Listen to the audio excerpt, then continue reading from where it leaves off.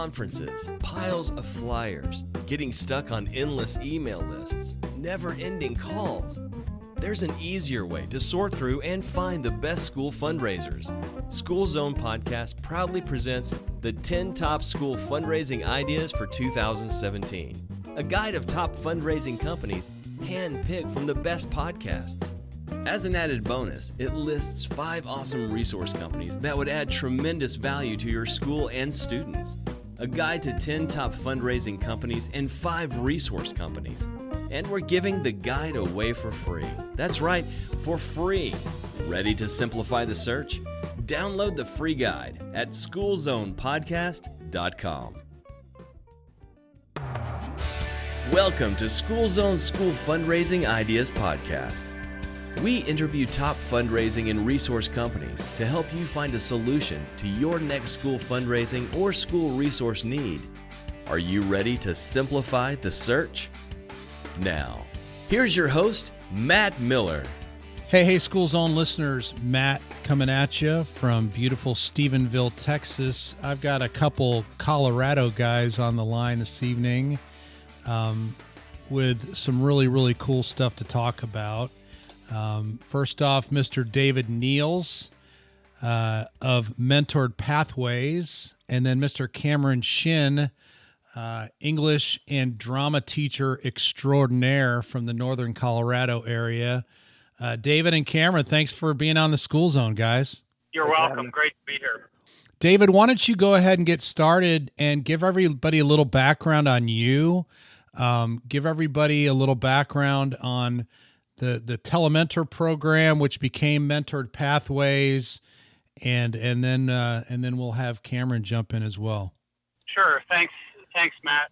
Again, David Niels, and this program, now Mentored Pathways, started as the International Telementor Program back at Hewlett-Packard in Fort Collins, Colorado in 1995, working with some students initially in Fort Collins, and then it quickly expanded, serving students in 4 different countries, the U.S., Canada, Germany, and Australia, with a focus on helping students take an interest, be able to put some form around it, make a difference, connect with professionals in supporting and challenging that work, and doing it in the core subjects, not after school, not during recess, but right in the core of math, science, English, geography, STEM blocks, and now, engineering pathways, biomed pathway programs,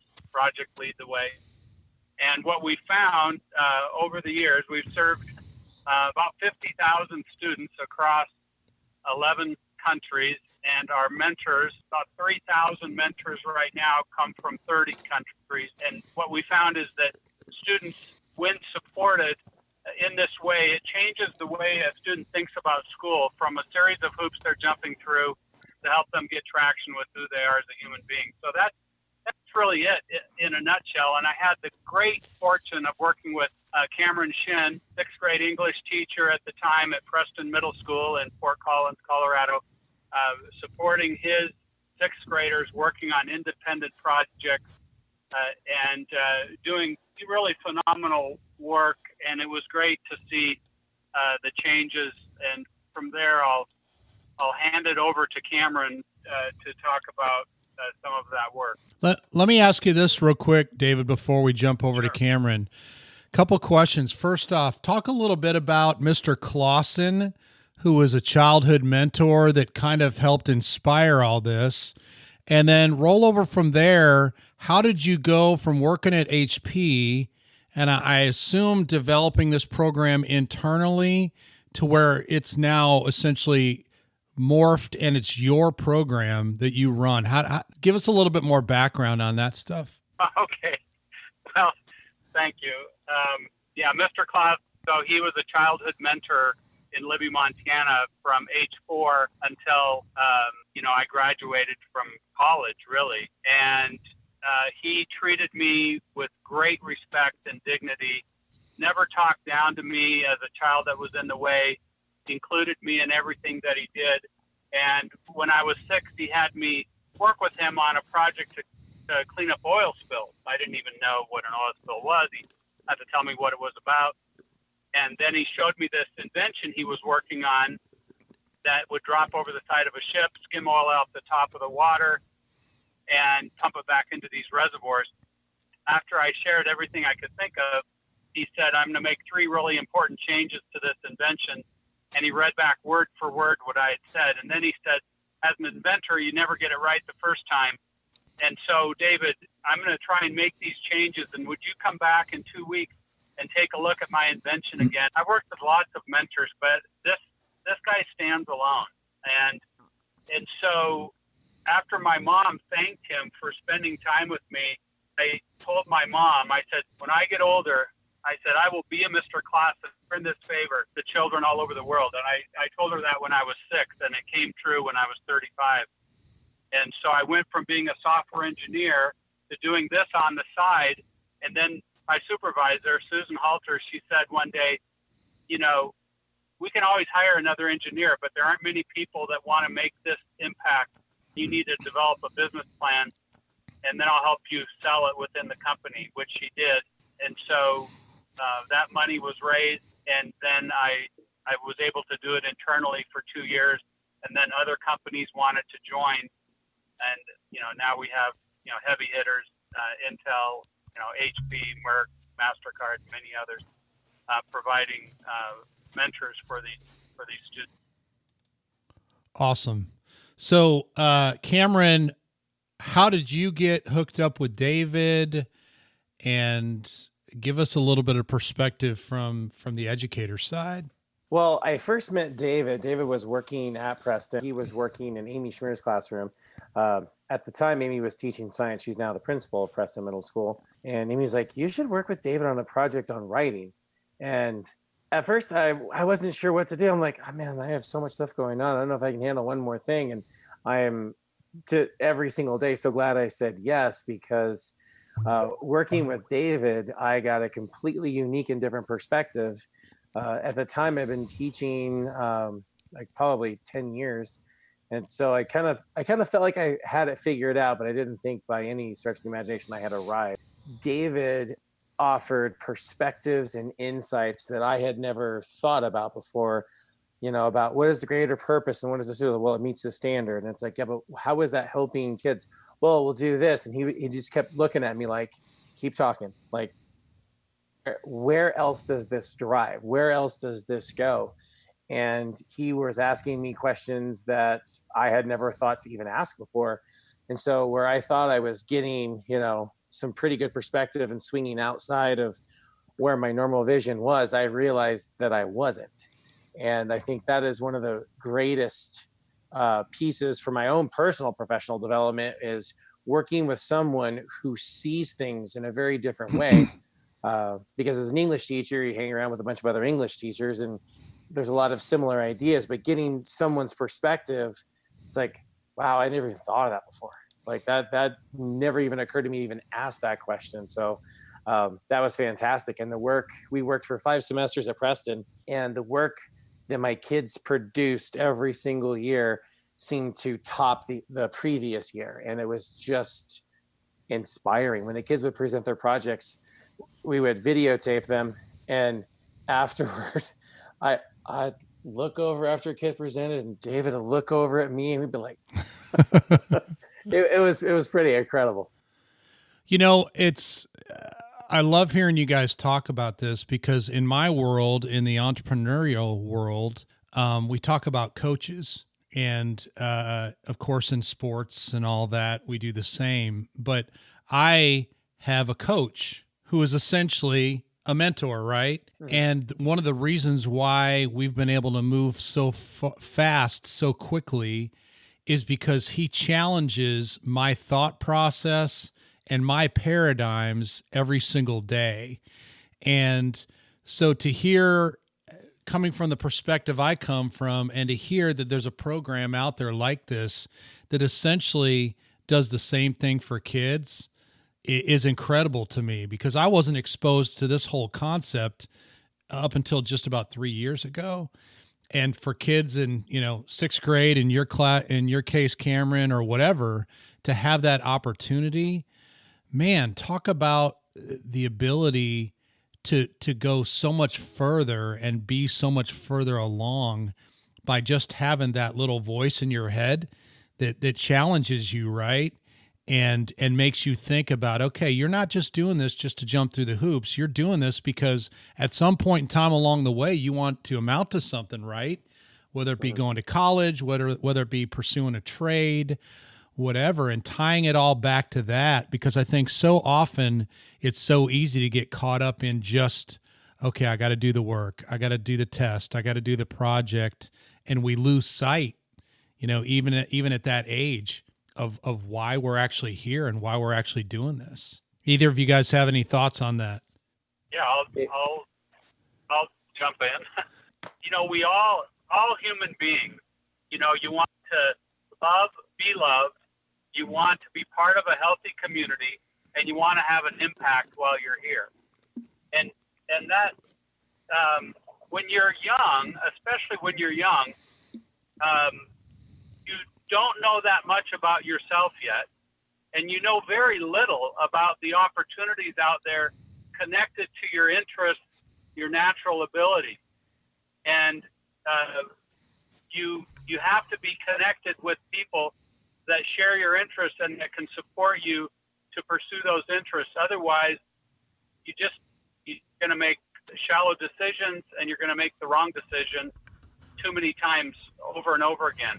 But once you're connected, and then you get feedback on your work, and you understand the gap between where your work stands and where it needs to be successful in that particular area, that's a game changer. And to see that happen for students just in their writing alone, since Cameron's class was an English class, just the difference in their writing. I think of, was it Noah? Yeah. There was a student who wanted to share with the class one day. Raised his hand, and I'm in the back with King, and he wanted to share that his writing, he shared with the class that, he looked at his message, and just within 6 weeks, the quality of his writing had gone up, and he just wanted to encourage other students, to do the same thing, to review the progress that they've made. And I asked him later, I said, wow, that was pretty brave of you to share that. I said, why were you so compelled to do that? He said, oh, I'm not the best student in this class. He said, if I made those kind of gains, other students probably made more than I did. Okay, coming from a sixth grade male student, that's remarkable. That puts a lot of gas in my tank. That's awesome. So how, like I said earlier, I'd never heard of any of this before. So how prevalent is this type of program, David, or is the one that you've got here with Mentored Pathways really kind of the only one that you're aware of out there? Sounds like you're impacting a lot of kids, but there's a lot more out there, obviously. Well, it's unique in online mentoring. All the mentoring happens through our website. It's all secure, filtered. There are other places though where this is happening to some degree, and those are certification programs like becoming Apple certified or Cisco certified, where you have that industry connection. But when I talk with project instructors around the United States, I say it, unfortunately, our program is one of the few that will connect mentors in an engaged way with one mentor to one student week after week, all year, and allowing the students to tackle issues and problems that are interesting to them inside that curriculum, where they're going to get weekly support. It's not something happening on the side, and that's critical. It happens right in the core of the school day, which allows so many more students to participate. So how are they matched up? You talked about some of the companies that you're working with. Is it as simple as little Johnny has interest in the sciences, therefore we hook him up with a mentor who has knowledge of or does work in the sciences, or is it more adults who are volunteering from around the world that that are desiring to mentor a child? I mean, how does all that work? Well, I'll share a little bit, and then I'll have Cameron pitch in. So we work with teachers like Cameron to develop projects that meet their goals and their vision for how they want professionals supporting their students in their classroom. So it's a customized program, for individual teachers. And that's the bulk of our work. But we're also doing some work that's going to be much more the responsibility of the student. I can talk about that later. So how it works is the project is developed, and it's noted in the project what the benchmarks are, where the teacher really wants to see the gains for the students. And then mentors, months ahead of time, will select that project, like starting in June here, for projects that start in September. They'll sign up and get on a waiting list. There are no student applicants yet.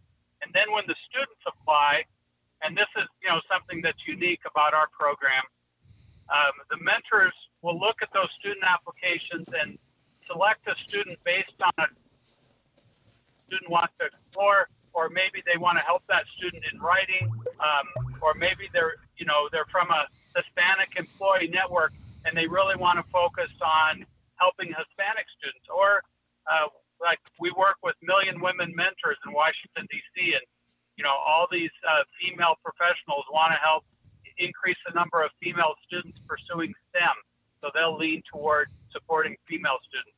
So you give the mentor the ability to choose the project and then choose the student, and you end up with a much higher quality match, because when the mentor selects the student, they're able to access all the information that they know about themselves instantaneously, and all that information will not fit on a form. And then you have higher accountability because they chose the students. And we started doing that at about 4,000 students into the program, and now we're close to 50,000. And we've never had a mentor come back and complain that it was a lousy match in terms of the particular student. Some students may need more expertise later on in the project, and we're happy to rematch them with a more focused mentor if need be. But most of the time, I'd say 98% of the time, those matches are in place. So, Cameron, if you want to weigh in on what it was like for you on the teacher side, that might be helpful. Well, one of the great parts about this program is that you can kind of by design approach, and then you can look at, here's how many weeks I have, and then use like, okay, so I've got this time here at the end, and then you just work your way back. But as the standards have changed over time, there's a huge emphasis on nonfiction, on research, on communication, on interviewing, on finding experts, on really digging deep. This was a really cool thing as a teacher, because rather than me trying to mentor every single child and give them all like a huge dose of me, in a class of 36 kids, that's tough. That's really, really tough. And so you're doing the best you can, but when you have somebody else who wants to participate and it's in an area where they want to help a child, or if it's a child that's in a demographic that they would love to work with, that's fantastic.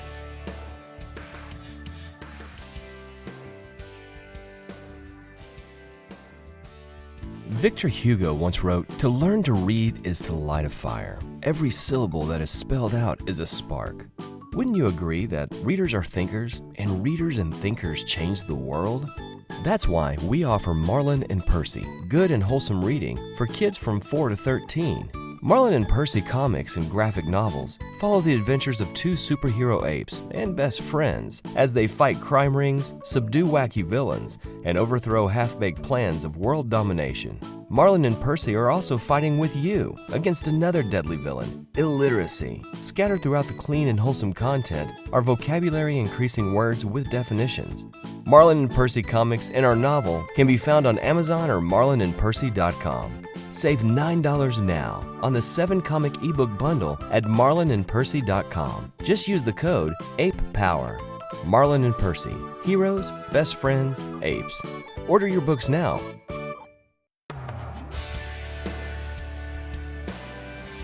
The cool part for me was the audience became much more real. Like, I'm a teacher, yeah, and so like I can't walk into the grocery store without getting stopped by at least 2 or 3 people because I'm a teacher.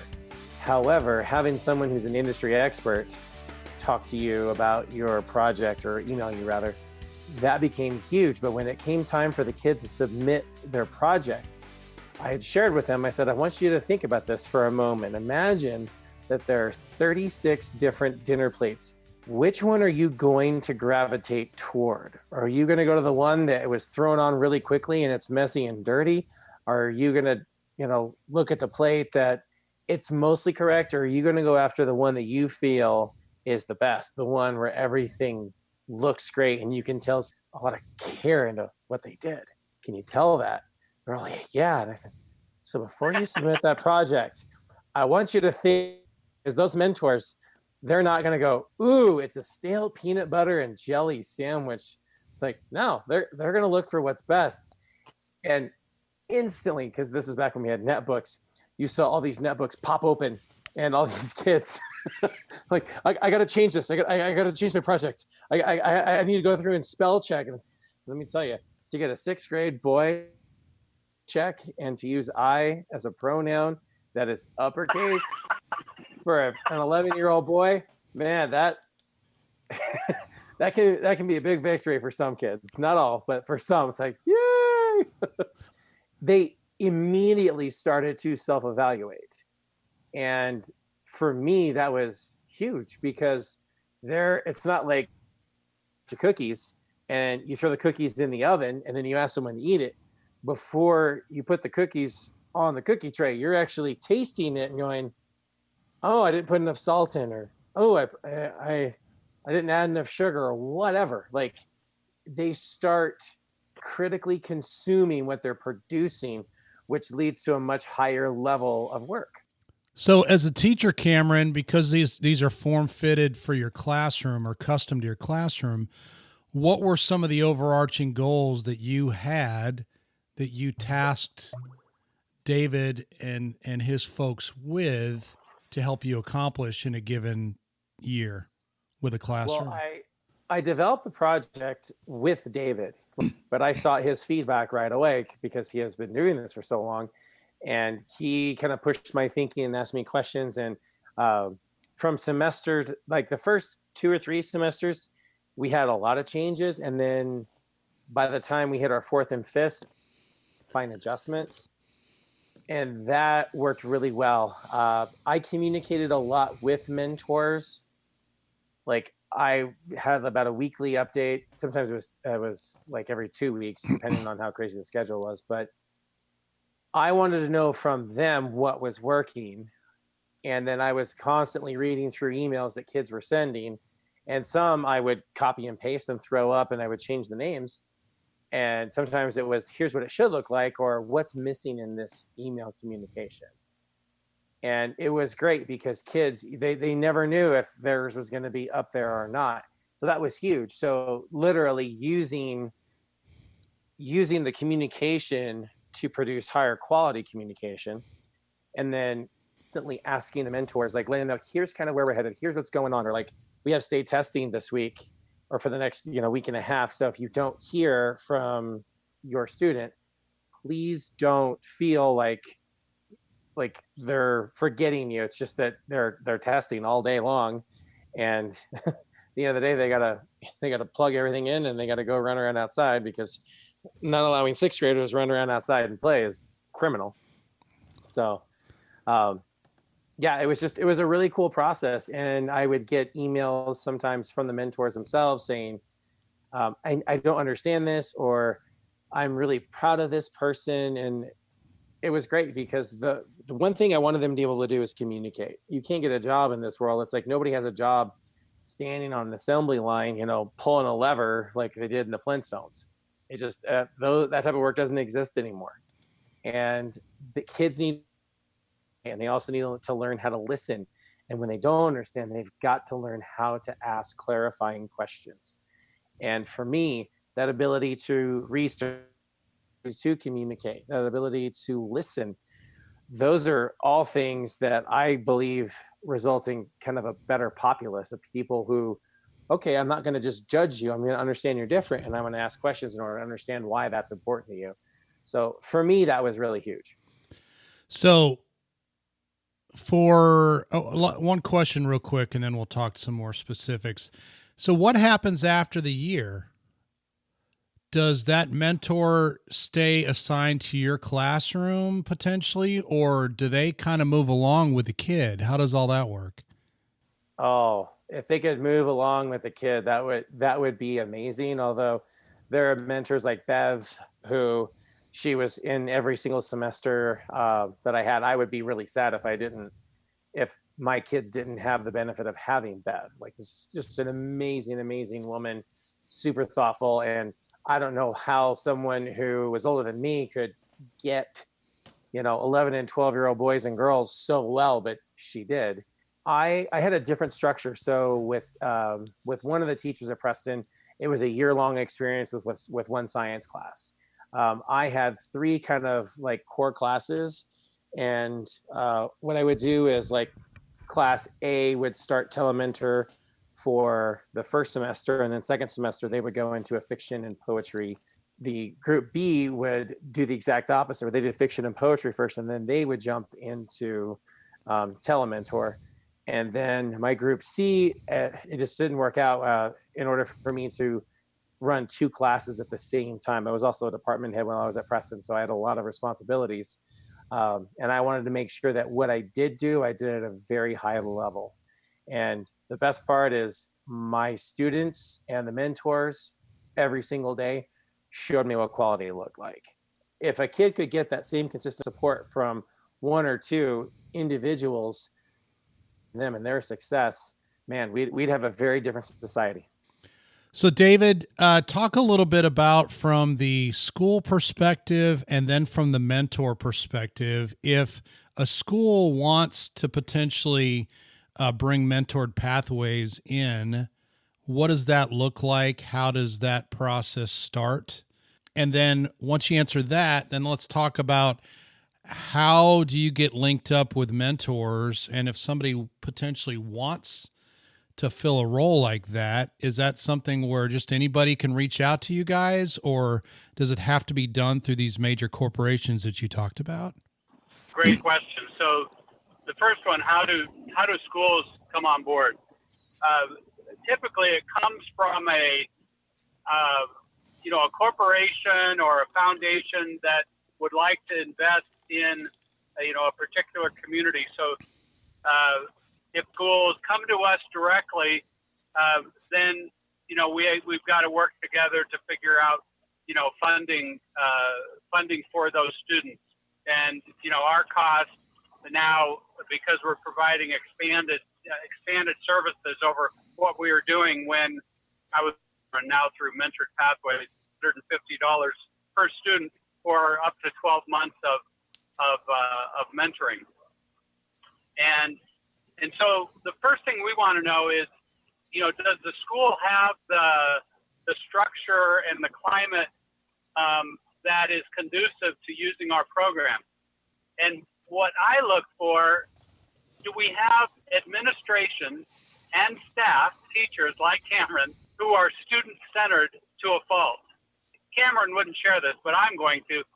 So I was in his classroom every week during those years that I worked with him, because I was learning so much from an excellent teacher like Cameron. And he had students, former students, coming into the classroom weekly to thank him for being such a great teacher.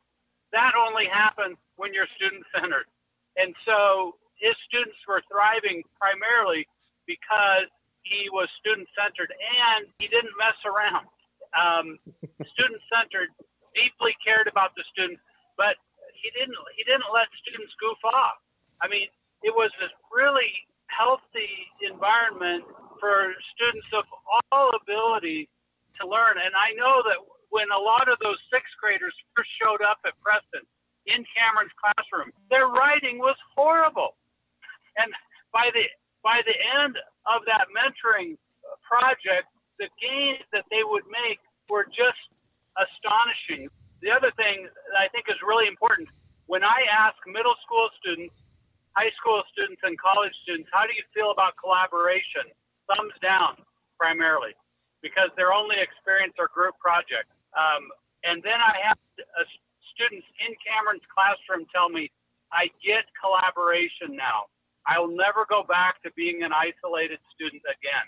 They understood the value. So we're looking for that type of culture that is student-centered. And where we're finding it are STEM-focused schools, pathway programs like engineering pathways, biomed pathways. I'm just driving back from Prairie View High School in Henderson, where we're working with 2 pathway programs down there.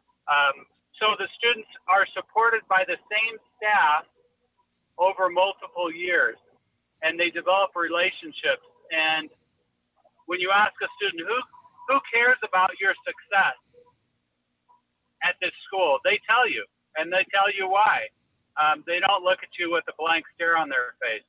So then we programs, that are specific to the needs of that school. So the school comes to us, funding needs to be secured for those students, and then a program developed that is really facilitated and owned by the teacher. The teacher is the kingpin in the whole operation.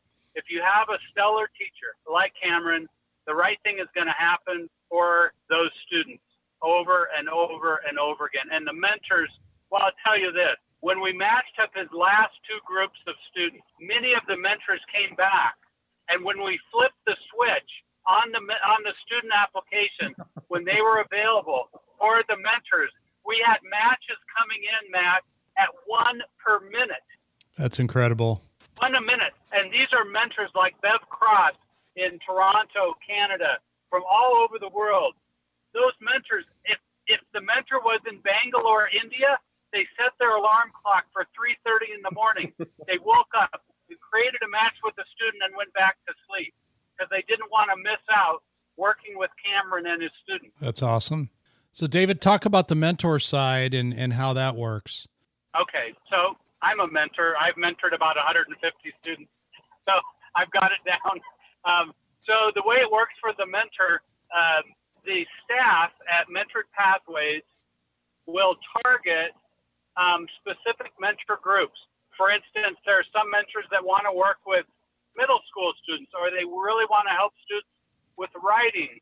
So we'll do keyword searches to find those mentors and let them know about a project like Cameron. And then they want to help students with independent work, or they're maybe STEM focused. So all of those would work for Preston Middle School. So then the mentors go out and they look and they see, oh, okay, there's 36 slots here. I better not go to lunch. I better add my name to the list. So then those slots are filled. And then once the students apply, which could be the following week or 3 months later, then the mentors are notified that the students have applied. The mentor goes in, creates a match with the student, posts an intro message sharing who they are, why they want to help, what they noticed, have them pick out something unique from the student application, from hobbies and interests or student expectations about the program. And then the teacher will send out a message saying the project's going to start on September 12th, and this is what I expect the first couple weeks of the program. So, and then the project commences, and the mentors are responsible for communicating twice a week it's asynchronous, so it works in any time zone. So the mentor and the student don't have to be sitting in front of a computer at the same time. So we had a lot of mentors. We have a lot of mentors with Thomson Reuters in New York that work in the towers that will communicate on their way home on the subway. They can communicate at work as well, but many of them would take that advantage of that time to communicate with their students, when it works for them. Anything else either of you want to add before we kind of wrap things up? Yeah. So one of the reasons I got into teaching was because I had an amazing teacher my 3rd and 4th grade years. I had it for 2 years in a row, thank God. And her name was Mrs. Hudon. And she got me, and she got amazing stuff out of me. And I wanted to give that gift to as many kids as possible. One of the great parts about, using mentor pathways is how it changes kids. So there was a student who I had sophomore in high school. He's driving, and he, since the first day, since kindergarten, and I know his family really well, struggled mightily in school. He struggled because he was a very out of the box thinker, and I don't want to say that he had disabilities, but he just had differences. But I don't know that you could find a kid more sweet, more thoughtful. And the first semester, we did the whole poetry and fiction class and whatnot, and he did okay. I was kind of hoping for more from him. And then we switched and we started, then Telementor, now Mentored Pathways. He killed it. He and 2 other students, and I expected it from one of the other students. Her name was Lena, who is, she'll be probably one of the first president of pretty much everything. She's just that amazing as a person and kind and giving. But for Daniel, wow. He found something he was unbelievably passionate about.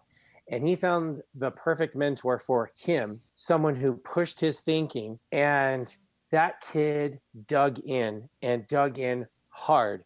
He not only worked during class time, you could see when he logged on, and he was logging on every single night and almost every day on the weekend, because he found something that he really cared about. And it awakened in him the knowledge that if he is passionate and he gives his all, he can do it. And this is from a kid who, when he would struggle, he wouldn't really shut down, but he would kind of play it safe, and he would do what he was supposed to, afraid of making a mistake, because he had so many folks in his life, not his family, but just folks that just weren't very kind to him. And he changed. He became this just amazing young man. And that would not have happened if it wasn't for this program. Awesome. David, any parting thoughts? And let everybody know how they can reach out to you guys as well. Sure. Yeah, I would just echo. I had tears in my eyes when I was listening, about Daniel, because he called me up after school was over, and he said, I really want to be with you when you're releasing these owls out at Silvendale Ranch. He wanted to be part of that. And I called up Scott Rashid, the bird ex, the student from Preston. He was amazing. And he did such a great job that evening. And his mom just looked at me and shrugged her shoulders, and she said it was all his idea. He really wanted to come out and help. And yeah, he blossomed. And every child deserves that support, to take an interest and to be supported, to put form around it and connect and do quality work. And that just puts a lot of gas in my tank. For those that are interested, please feel free to reach out at mentoredpathways.org or give me a call at 970-481-9795. And you can also email at staff@mentoredpathways. Awesome. David Niels, Cameron Shinn, thank you for you guys' time here on a busy Monday evening. I'm really looking forward to sharing this episode with our listeners. And you guys have a great night. Thanks again for all you do. Thank you. Thanks, Matt. Thanks for listening to the School Zone's School Fundraising Ideas Podcast and for simplifying the search. Be sure to subscribe to the show so you don't miss an episode. When you do, please leave us a 5-star review in iTunes or your podcast player of choice.